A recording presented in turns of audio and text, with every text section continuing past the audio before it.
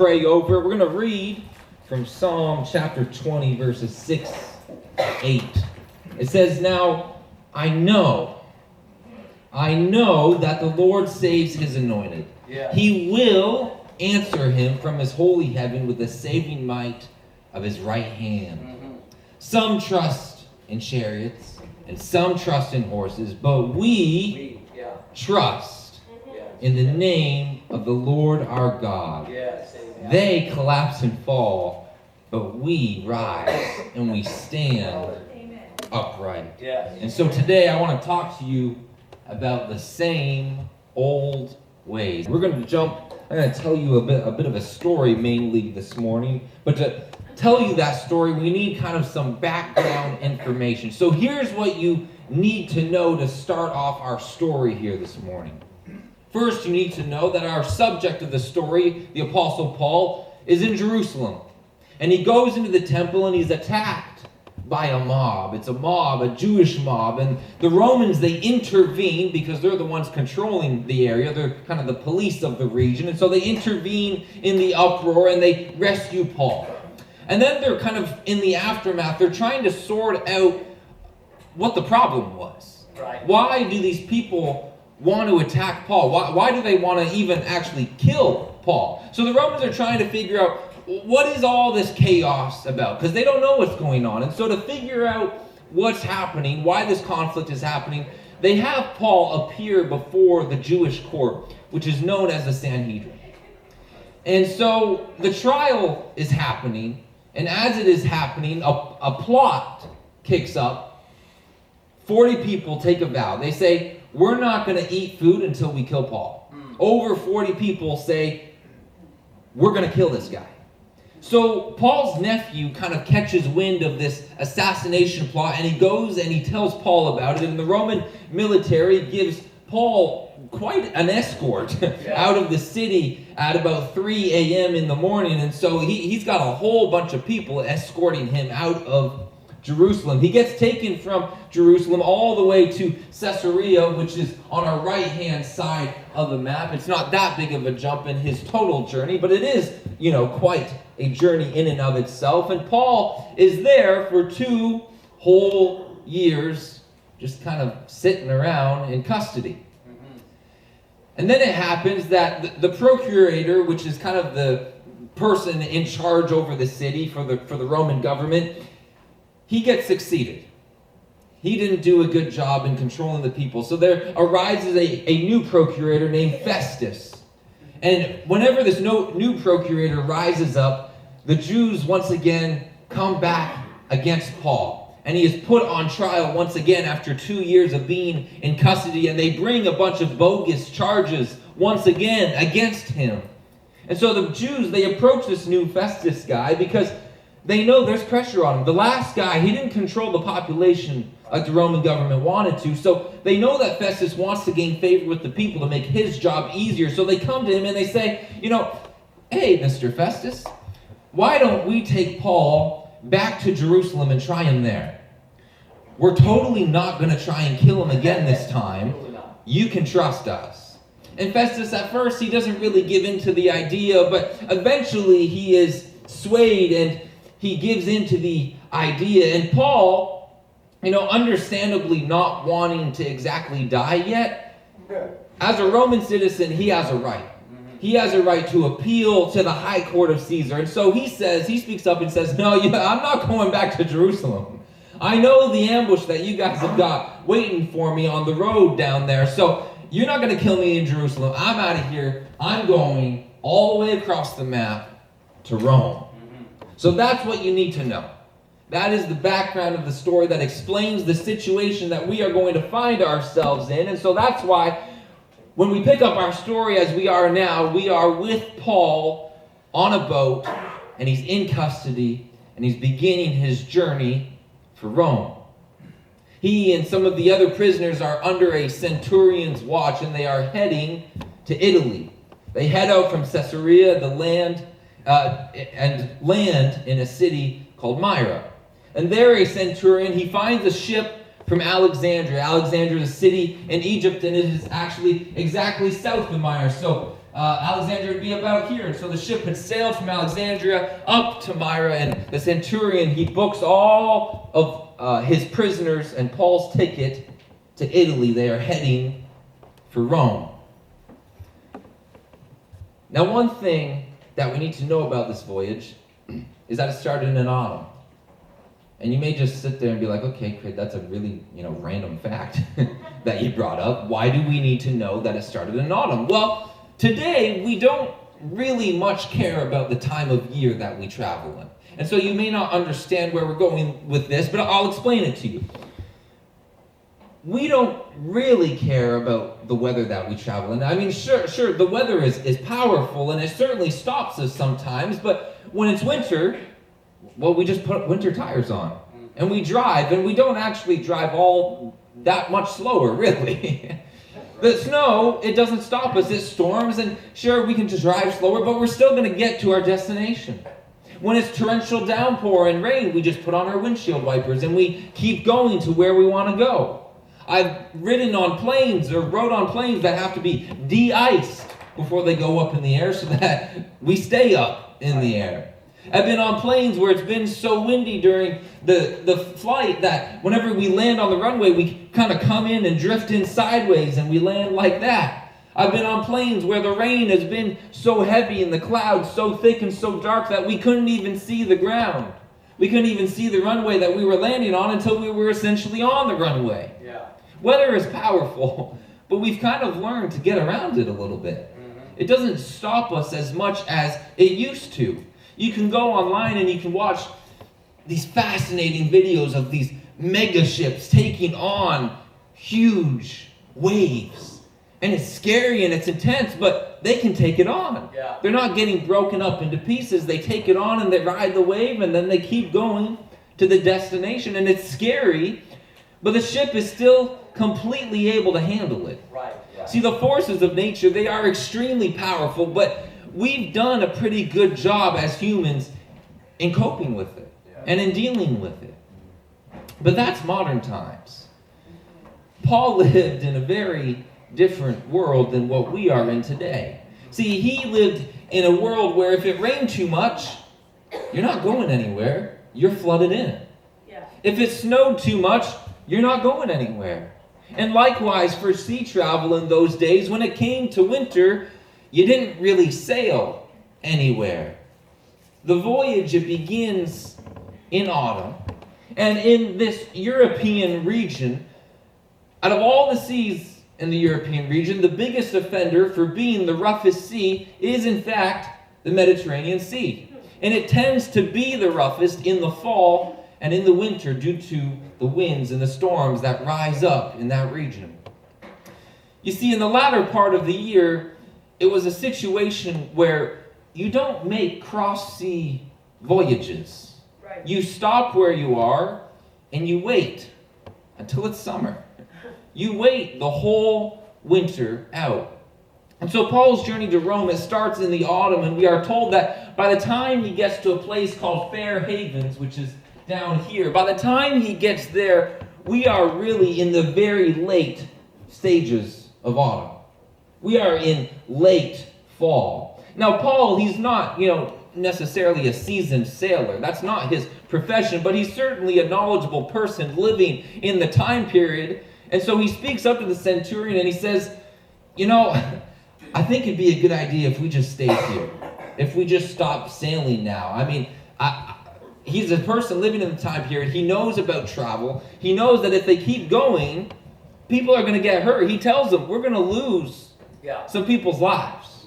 Yeah. People are going to get hurt. The ship is going to lose money. We're going to lose, the crops that are on board. We're going to lose cargo. It's not going to end up too good if we try and sail when we're not supposed to sail. Let's be smart here. But the centurion says, no, you're not a sailor. Yeah. You don't know what you're talking about. I'm going to listen to the owner of the boat. He knows what he's talking about. Besides, this isn't really like that great of a harbor here. I'd rather be like in a better city. And so with that motivation, the crew holds a vote. Do we want to keep sailing to the next destination or not? And the majority of the crew, they vote, yeah, we want to continue sailing. And they say, quote, on the chance that somehow we can reach the city of Phoenix and spend the winter there. That doesn't give you a whole lot of confidence, does it? The majority of people vote that hopefully we can make it. Well, that doesn't sound like the best traveling itinerary to me. It doesn't sound like the safest option for me, and my family calls me Mr. Safety, and it's probably for a reason. I'm voting no. I don't want to go on that boat. But they say, well, hopefully there's a chance that we can make it. And in their defense, the trip that they're going for is really not all that large. I mean, they are here in Fair Havens, and they're not sailing, any farther. They're sailing to the same island, so the trip isn't all that long. So the chance that they are taking is, in their defense, a little bit calculated at least. And so the crew, they set sail once more on a crisp, late autumn day. And the sky is overcast as the water washes onto and over across the deck of the ship. And as the spray of the sea kicks up and it hangs in the air, it begins to chill the bones of those on board. It's a late autumn day. But it should just be a little short hop along the coast of the island to their destination. And the day begins with a gentle wind pushing them along. But before noontime, that gentle wind has begun to pick up, and it's begun to be quite a force.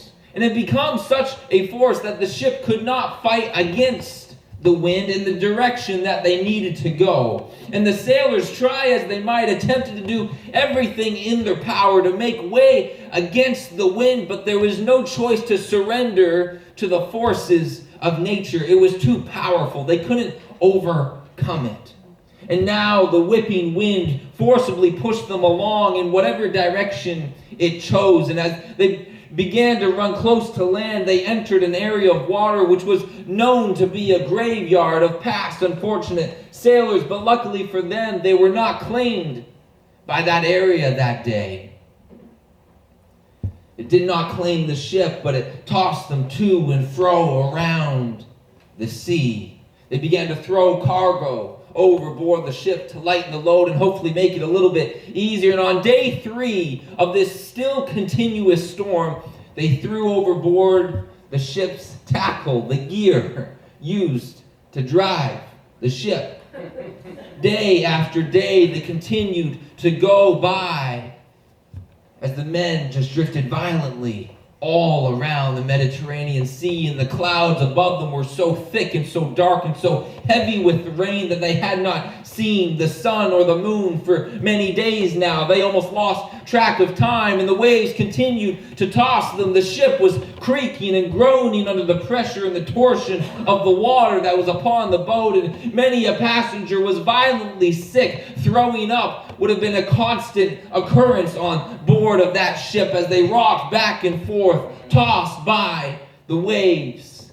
It had been so many days that they had spent just drifting on this stormy sea that they abandoned all hope of being saved. They didn't know where they were, and nobody else would have known where they were. Who could possibly rescue them? They were not going to make it. They determined in their own minds, this is it. We are just drifting along in this storm until we crash and we die. And dreary hour after dreary hour passed by, and they hadn't eaten for some time now because they couldn't hold any food down. That's how seasick they were. For many days they had not eaten. And in the midst of this miserable scene, as each man thought about his own life and what they had accomplished with it, as the prisoners thought about their sins and how they messed up and how they should have made better choices, and the honorable men thought about their families and kids and loved ones and how they would never see them again in this hopeless and dreary midst of a mess, Paul gets up and he walks to the middle of the boat and he clears his throat and he speaks up and he says, guys, you should have listened. Not going to become popular when you start your speech like that. But you shouldn't have set out from Crete and incurred all of this injury and loss. But I'm telling you, you can take heart. There is not going to be any loss of life. Only the ship will be lost. For this very night there stood before me an angel of the God to whom I belong and whom I worship. And that angel told me, don't be afraid, Paul. You're going to stand before Caesar. And behold, God has granted you all those who sail with you. He's going to save each and every one of you. So take heart, man. Because I have faith in God that's going to happen exactly as he said it. But first, we're going to have a little rockiness. The ship is going to run aground on some island. Don't fear. Don't worry. I've been visited by an angel. My God, who I serve, is going to save us. Our ship will run aground, but each and every one of us is going to make it. And Paul, he makes this bold proclamation, and there's no record of anyone's reaction to it. Which, given the detail of this whole account, it's a bit surprising. We are given the intricate details of Paul's travel log along the way, and yet no reaction whatsoever is recorded to Paul's speech. We know how many people are aboard the ship. There's 276 people on this boat. And Paul says to them all, don't worry, you're going to be saved. And no one bats an eyelash. Nobody moves. They just kind of ignore them and just keep sitting there. No one says, wow, thank you, God of Paul. That's actually kind of really nice of you. Thank you for this little bit of encouragement. And, at least to be fair about this whole situation, if I was living in that time period, and by some misfortune I ended up on this ship, and some dude got up and said, I know we all think we're going to die, but some angel that none of you can see visited me at a time where you were all asleep, and he told me we're going to be okay, I'd be like, yeah, right. Keep dreaming. Like honestly, we can understand the situation a little bit. Sure. Because we're all being tossed to and fro in the storm, and it's been miserable, and we haven't eaten. And if I was there on that boat, I would just say, this guy's mind is it's broken. He's done. And now he's, trying to comfort himself in any way that he can in these last moments of life. Like, I would have compassion for him. He's lost his mind a little bit, but who hasn't on this boat? He's abandoned all hope, but at least he's trying to believe in something. So I'm not going to harp on the passengers of this ship. They get a pass from me on that one. But on the 14th night of this nightmare, after 2 weeks of an endless storm, they are still being driven across the sea, but the sailors, with their professional instinct, they suspect that they are coming upon some land, and so they start taking some measurements of the depths, and they find that they are really quite rapidly being pushed into shallower waters. And of course, the fear of sailors continuously throughout all ages is shipwreck. The sailors worry about running into rocks and having the boat being smashed into pieces, and so they lower the boat's anchors and they start to pray for day to come so that light could be shed and they could see to hopefully avoid this potential disaster. But even with 4 of the ship's anchors down, the ship is still speedily heading for the shore. Disaster awaits them, the sudden impact of the ship crashing into rocks and being tossed from the deck at the impact of it and being hurled into the waters and drowning. This is what is going to happen. And so the sailors, they lower the only lifeboat of the ship into the water, and they go under the guise that they're just going to put the anchors down at the front of the ship to help slow it down a little bit, but really their motivation is to escape. And Paul speaks to the centurion and he says, whoa, if they don't stay on the ship, we're all going down. Didn't I say God was going to rescue everyone? Everyone stays on board, and the soldiers of the centurion, they go and they cut the ropes that hold that lifeboat. the only source of rescue. And the sailors, they watch the lifeboat be carried by the waves, drifting out to sea. It's their final source of escape and of hope. It's their last out. And as the 14th day is about to dawn, Paul encourages everyone to eat. He encourages everyone, you're going to live. All you have to do is stay on board, and you'll be fine. Yeah. And this time we are told everyone's encouraged a little bit. Everyone's like, you know what, maybe we should believe this guy. Maybe he's got something. We've got nothing else. All sources of hope have been cut off. Why not believe him? And they're encouraged by it. And they say to themselves, you know what, yeah, we're going to be okay. We're going to be all right. And they start having a little bit of faith, believing that indeed they will live to see another day. And they might even get to see their loved ones again. And so day comes and they see a bay without a beach. And they believe that they can just run the ship ashore. And then they can winter here and they can be all right. And so they cut off and they cast out all of the anchors of the ship. And this is it. They set course to run onto land. This is it. Everyone knows the plan. We're going to run the boat onto the shore. Everything is going smoothly. They start moving and making their way in, but suddenly the boat just lurches to a stop because there is a reef underneath them, and the ship is now stuck on the reef. The front of the ship is completely grounded into the reef, making the ship an immovable obstacle in the face of these massive waves that are still occurring because of the storm out on the sea that's been raging for the past 14 days. And so the waves are crashing into the rear of the boat, and the ship is beginning to be torn apart. Right. Boards are flying overhead. Splinters are cracking through the air. The ship is being torn apart. And while all the chaos of this is happening, the soldiers, they determine to kill every single one of the prisoners on board, to not let them have the chance for escape. But the centurion, he wants to save Paul, and so he doesn't allow them to do this. And the centurion, he gives the order. He says, if you can swim, jump now and start swimming. And if you can't, grab whatever you can and hope for the best. Grab a piece of debris and just pray that you make it. And so as wave after wave relentlessly tears the ship apart, people are found all aboard the ship scrambling to find a piece of debris to grab onto. And they run towards the edge of what remains of the ship. And as gently as they can, they try to jump down below, hoping not to land on the reef and crush their legs, and hoping not to miss timing and be overtaken by a wave and smacked onto the reef, and hoping that they can keep a hold of the debris that they're holding and not drown. And they say maybe a little prayer before they hop over. And slowly they drift onto the shore. And it's a miracle.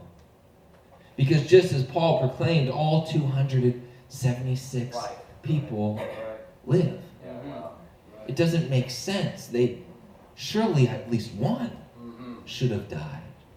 But somehow all 276 people find themselves on the shore. And they take a moment to regather themselves and recompose. It's a miracle. It's unthinkable, really. Yeah. Even those who can't swim survived. They plunged into the water and drifted ashore. They survived the crashing waves that were ripping apart this ship. And so they wander up the shore and they discover that the people of the island of Malta, which is where they find themselves, have started a fire for them. And so at some point, Paul goes and he gathers some sticks to keep the source of light and warmth burning as they try and dry off, because it's still so cold and it's still raining. Yeah. And he puts his bundle of sticks onto the fire, and as if he hasn't had enough bad luck yet, out of that bundle of sticks comes a viper that was hiding as he carried it into the fire. And of course the viper doesn't want to be burned alive, and so it jumps out and it snatches onto Paul's hand and it latches onto him. And the natives of Malta, they see this viper hanging onto the hand of Paul as he's trying to get it off his hand, and they superstitiously think that this is an omen declaring that Paul is a convicted murderer and he's getting his due death sentence. Yeah, exactly. If the waves didn't drown him, then the viper's going to get him. He's got to be killed somehow. Yeah. And so they take it as an omen that Paul's a murderer, and Paul shakes the snake off of his hand, and then everybody just kind of gathers around the fire, and they just watch Paul, waiting for him to die. Yeah, exactly. And there's nothing to do to intervene on their, behalf. Not likely that they would want to help a convicted murderer. But there's nothing that they can do, and so they just watch him. Ready for him to drop dead. They wait for him to collapse from the poison of the viper, and time passes and they keep a steady eye on him, but the only time that he rubs his eyes is just because he's tired. Nothing's happening.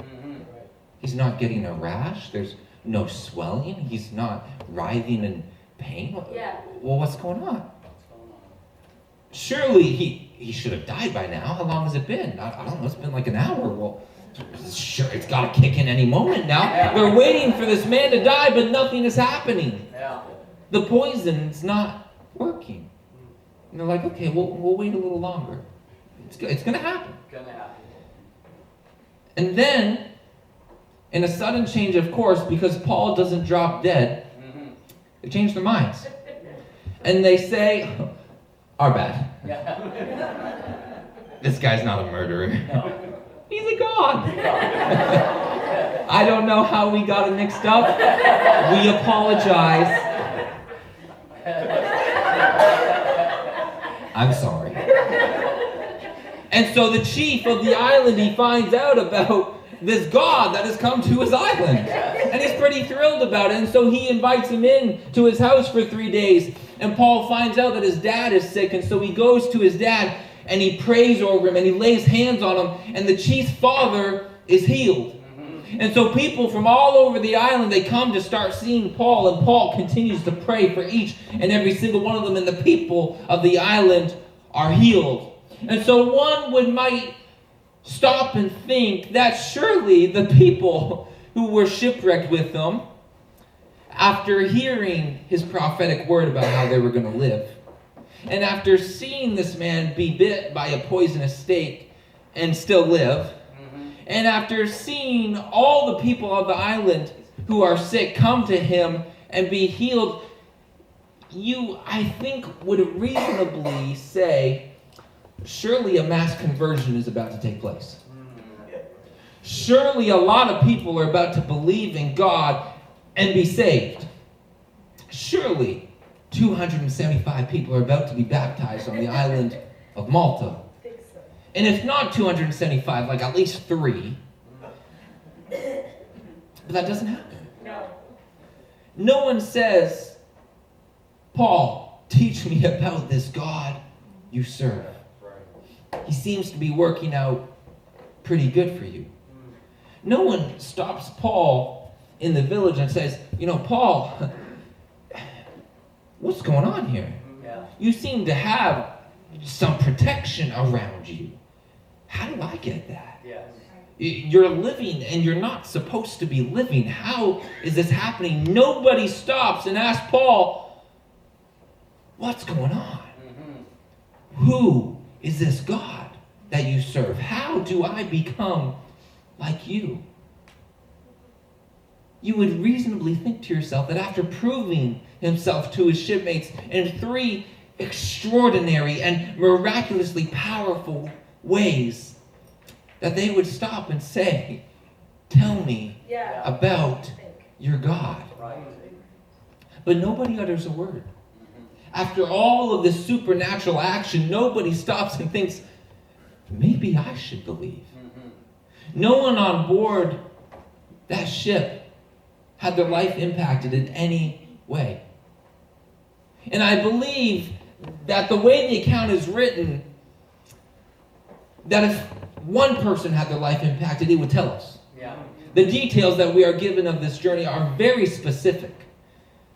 But no one believes in God. No one believes. Which in and of itself is rather unbelievable. Yeah. How can you not? Right. How can you not just pause and think and just ask Paul just one question? Mm-hmm. Well, it's because people lie to themselves. And they say, well, if God would heal me, I would believe in him and I would serve him. Mm-hmm. True. If God did, this for me, whatever that is, well, I'd go to church once a month. If God would help me out in my situation, I would think about joining the church. But here's the problem with that way of thinking. 275 people in our case study here from a variety of different backgrounds, from all walks of life, come together and they prove to us that that's a false declaration. Right. They prove that it really doesn't matter what miracle God performs in your life, even rescuing your life, or what prophetic word he says to you, or what miraculous healing he provides. You won't change your mind until you decide to change your mind. Right. God moves heaven and earth in front of 275 people, and they don't care. Yeah. He saves their lives from certain death, and no one even stops to thank him, let alone ask a question about him. Yeah. We can think back to the Old Testament. God sends down plagues and fire from Egypt, and nobody bats an eye. Yeah. He parts the sea, and the people he did it for are still found grumbling the next day. The only way that you are going to come to God is if you decide for yourself to come to God. There's not going to be one momentous occasion that sets you straight. Right. It's your decision. Right. You see, God, he still does miracles, though. Yes, he does. Yeah. Even if you're not going to serve him. Right. Even if you've decided you're not going to turn, or even if you are on that, question of, well, if he did this for me, then I'll do it. He still performs miracles and healing, and he draws on the hearts of all men to give them an opportunity to come to see him in action. But unfortunately, most people would rather stay stuck in their same old ways. Right. Yeah. They would rather keep living in misery but comfort than take a chance on God. They would rather lie to themselves with comforts of their own inventions than make a step towards knowing God and discover him for themselves. You say, what are you talking about, Craig? Comforts of their own inventions. What kind of fancy Shakespearean sentence is that? What's that supposed to mean? I'll show you. See, this whole journey started when Paul was transferred onto an Alexandrian ship. Acts 27:6, it says, there the commanding officer found an Egyptian ship from Alexandria, and he was bound for Italy, and he put us on board. Paul's journey starts on an Alexandrian ship, but it also ends on an Alexandrian ship.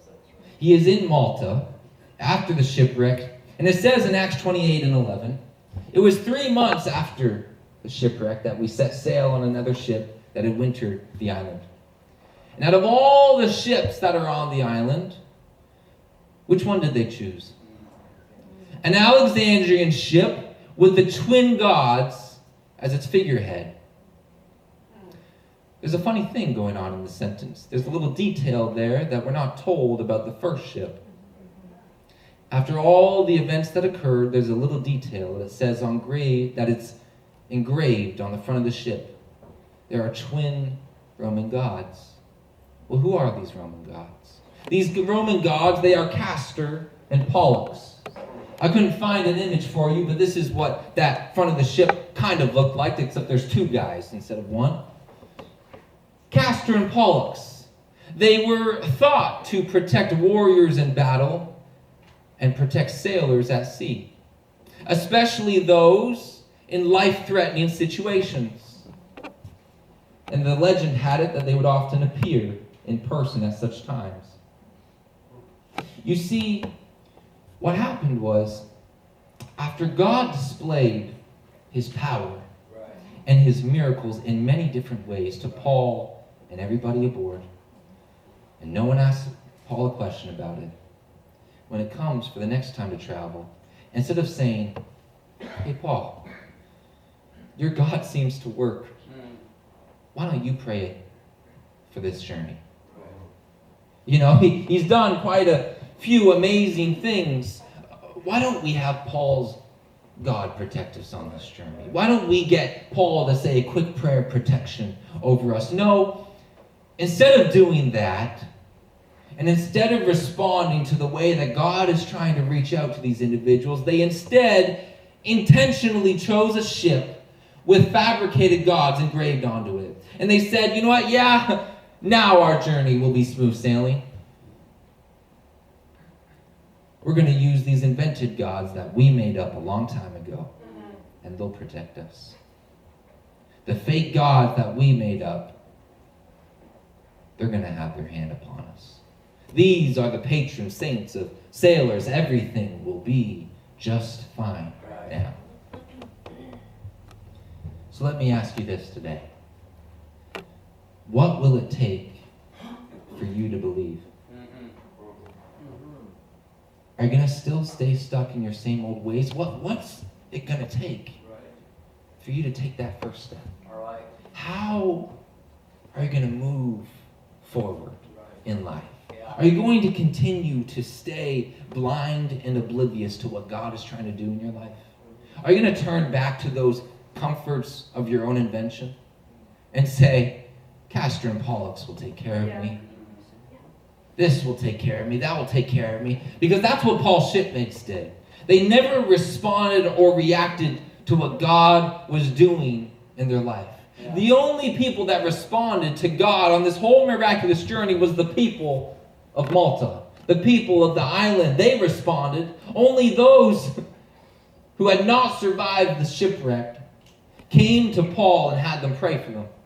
Only those on the island decided to discover this God of Paul's for themselves.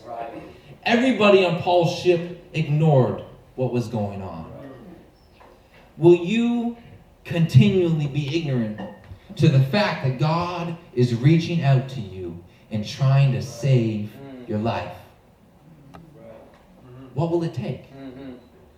When will you respond? What momentous occasion has to happen to get you out of your same old ways? Because if it's not now, when? These people, they prove to us that it's not going to happen. So when will you make up your mind to move on? Because if these people don't respond to God saving their lives and rescuing them from a shipwreck, then tell me, when will they? If God saving their very life is not enough, what is? What will it take for you to commit? Because clearly, there is not a miracle big enough. Not even saving your life is an occasion big enough for you to stop and think, what's going on here? Who is this God of Paul? And so that's the question I want to ask the newcomers this morning who are unsure of whether they want to do this or not. Come on. That's that question I ask to those who are listening to a sermon for the very first time. Don't let it take you forever. Yes. Amen. Don't count on one moment to just spontaneously happen and apparently your mind is going to rework. Don't take forever. Reach out to God now. Yes. Now is the time to make up your mind, and now is the time to get to know God for yourself. You don't need to wait any longer. There's nothing in your life that's going to happen that's going to kick your butt into gear and get you to move. Now's the time to know God. And to those who have known God for a while, I want to close out today with a warning to you. Musicians, if you could come. And my warning to you is don't put a time limit on trusting God. See, God rescues their very lives, and they land where there is civilization, and He has taken care of all of their needs. They are not in some barren island where they have to fight for survival in the winter. He has protected them. Yes. They have rested in His very hands, in His tender care for the last several weeks. Under His watchful eye, He has provided everything that they will need. He has given them back their own lives. And when it's time for the next journey, they don't trust Him. They say, nah, we're going to go back to our old ways. We'll go back to our fake gods, Castor and Pollux. I don't know if Paul's God can really protect me this time. For some reason, God shows up in our lives, and then the next time that something comes around, we don't trust Him anymore. It's like we revert back to the way that we used to be, and then we have to learn the same lesson all over again. Can God really protect us this time? It's like our trust is on a timer. And if there's too big of a gap in between events in our life, we don't trust Him anymore. Or we don't trust Him like we used to after He brought us out of the last difficulty. We sink back into our old habits and our old ways of thinking because our timer runs out. To you who have been serving God for a while now, don't let your trust timer run out. Don't slip back into your old fears and your old ways of thinking. Because if the boat that they had landed on the island on hadn't been pummeled and broken up, they could have gone back on that exact same boat. And they would have been perfectly fine. It's not that the boat was cursed, it was just bad weather. It was just an event in life. Likewise, it wasn't some random fortune that they lived, but it was God's hand of protection on them. Don't slip back into the old fears and the old way of thinking. It's God's protection. It's His hand upon you. And He didn't fail you before, and He's not about to. And He's not going to. He just took care of you, and He's going to. He's going to continue to do so. He's not going to abandon me. He's not going to abandon me.